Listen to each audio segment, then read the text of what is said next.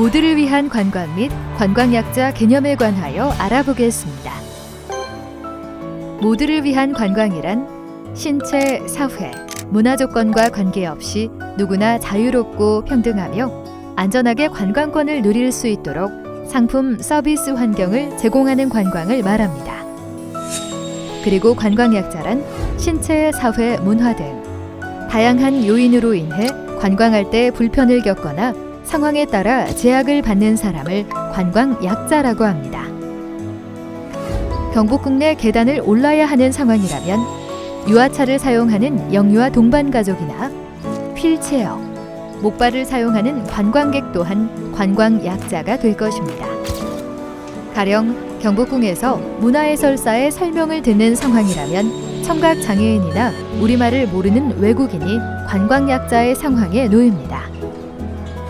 이처럼 상황에 따라 누구나 관광약자의 처지에 놓일 수 있으며 그렇기에 모두를 위한 관광은 장애인만을 위한 관광을 의미하는 것이 아니라는 사실을 명심해야 합니다. 모두를 위한 관광은 모두의 권리입니다. 현재 관광진흥법, 장애인, 노인, 임산부 등의 편의 증진 보장에 관한 법률 등에 의하여 누구나 차별받지 않으면서 관광을 쉽게 할 수 있도록 다양한 법률이 제정되어 있으며 관련 법률은 점차 확대되어 가고 있습니다. 우리나라가 고령사회로 접어들면서 관광약자가 급격히 증가하고 있습니다.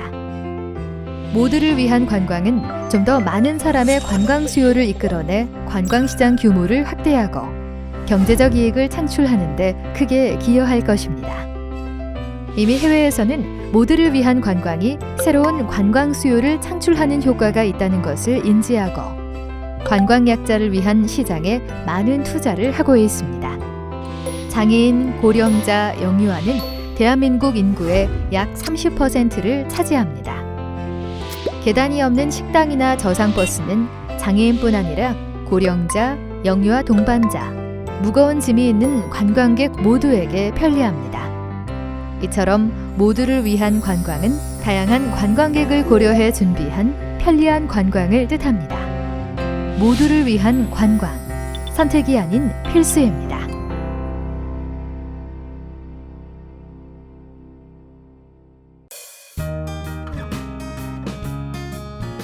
안녕하세요. 이번 편에서는 관광약자의 유형별 응대법을 알아보겠습니다.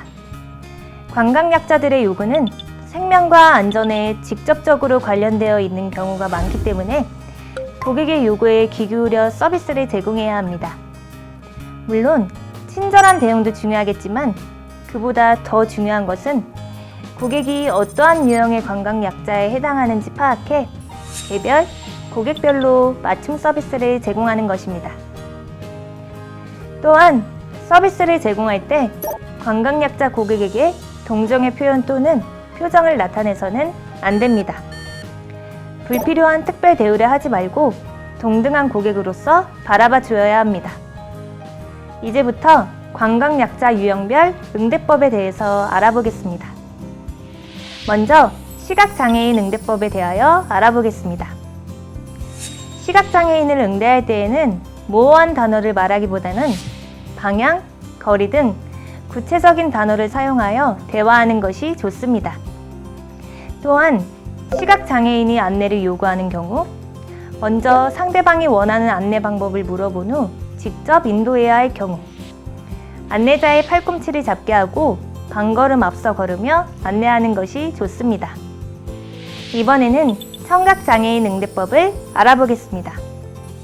청각장애인에게 정보를 전달할 때에는 얼굴을 물건 등으로 가리지 말고 자연스럽게 말해야 합니다. 표정, 동작 등 시각적 정보를 함께 제공하면 더욱 좋습니다.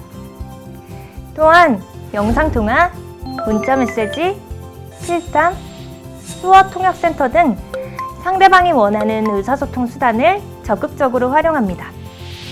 다음으로는 보행장애인 응대법을 알아보겠습니다. 보행장애인에게 도움을 주기 전에는 먼저 어떤 도움이 필요한지 물어보는 것이 가장 기본적인 예절입니다. 또한 휠체어 사용 고객에게 도움을 주고자 할 때는 휠체어를 갑자기 밀어주려고 하는 것보다는 닫힌 문을 열어주는 등 이동 공간을 확보해 주는 것이 더욱 적절할 수 있습니다. 그리고 장애가 외형적으로 나타나는 고객을 빤히 바라보거나 동정의 표현을 하는 것은 삼가야 합니다. 다음으로는 고령자 응대법을 알아보겠습니다. 고령자는 비슷한 연령대에 속하더라도 개인마다 활동 능력이 다를 수 있습니다. 그러므로 나이에 따라 고객을 판단하거나 추측하기보다는 고객의 성향과 의사를 파악한 후 그에 맞춰 응대하는 것이 좋습니다. 또한 전자기기, 무인 키오스크 등 새로운 기기의 사용법을 안내할 때에는 여유를 가지고 침착하게 설명하고 도움을 요청할 경우에는 친절하게 응대해야 합니다. 마지막으로 영유아 및 영유아 동반 가족 응대법에 대하여 알아보겠습니다. 영유아는 면역력이 약하기 때문에 손으로 얼굴을 만지거나 사탕 등 다가를 줄 경우 보호자의 동의를 얻어야 합니다. 영유아를 위해 유아용 의자, 식기, 장난감 등의 용품을 갖추면 영유아 동반 가족이 편리하게 이용할 수 있습니다. 또한 가족 화장실, 기저귀 교환대, 수유실 등의 위치를 미리 파악해 문의 시 안내를 할 수 있도록 합니다. 지금까지 관광약자 유형별 응대법을 알아보았습니다.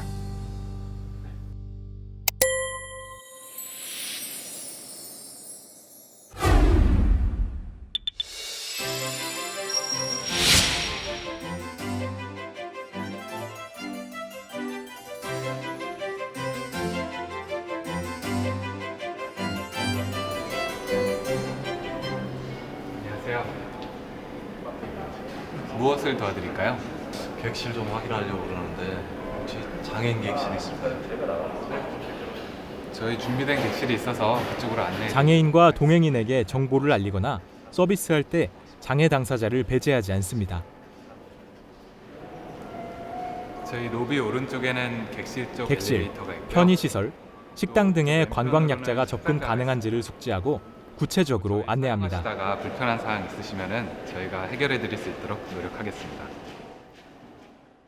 고객이 요청하는 시설이나 서비스가 제공되지 않으면 대안을 찾아 해결해 줄 수 있도록 노력해야 합니다.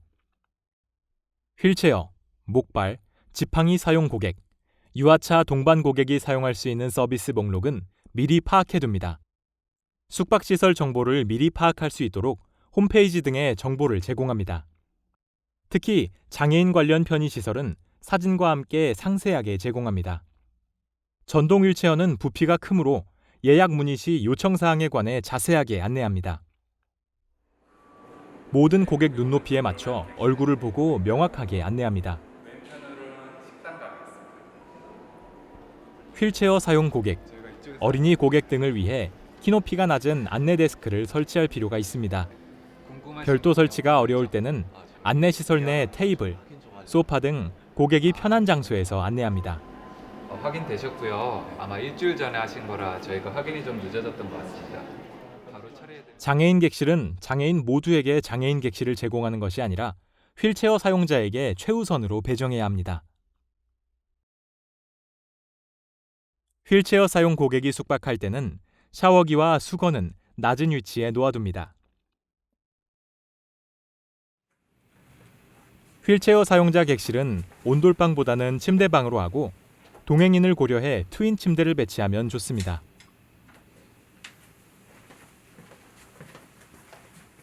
비품 대여 서비스를 제공합니다.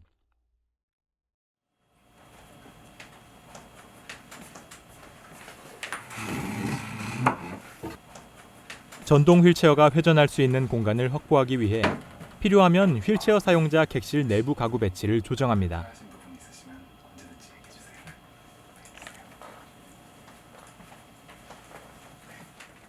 시각장애 고객이 안내견을 동행했을 때는 주변 소음에 예민한 안내견의 특성을 고려하여 끝쪽에 위치한 객실 이용 의사를 묻고 동의를 구한 뒤 안내합니다.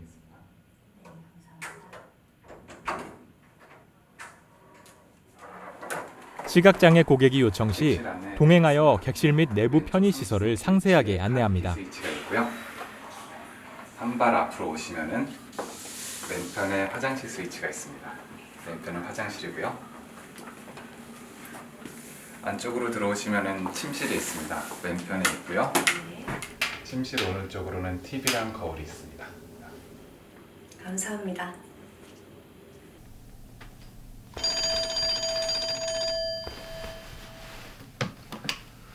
네, 여보세요? 네, 프런트입니다. 잠시 객실에 들려서 점검 드려도 될까요? 네, 괜찮습니다. 청소, 네. 하우스키핑 업무로 객실에 방문할 수 있음을 미리 안내하여 고객이 당황하지 않도록 합니다. 뭐 필요한 거 있으세요? 괜찮으시면 저기 휠체어 좀 보관 좀 해주시면. 네, 알겠습니다. 제실 중인 고객의 목발, 휠체어 등 사용 보조기기를 옮기거나 만져야 할 때는 반드시 허락을 받아야 합니다.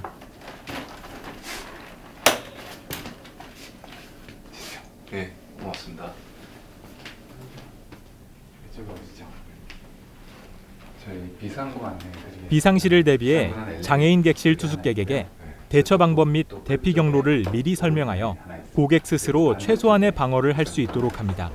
객실 앞에 비상구 하나 있고요. 또 양 끝에 비상구가 하나씩 있습니다. 그리고 비상 상황 발생하시면 우선 대피하실 수 있도록 도와드릴 테니까 비상 상황 언제든지 발생 연락 시 관광 약자를 네, 우선 대피할 수 있도록 전담 직원을 배치, 교육합니다.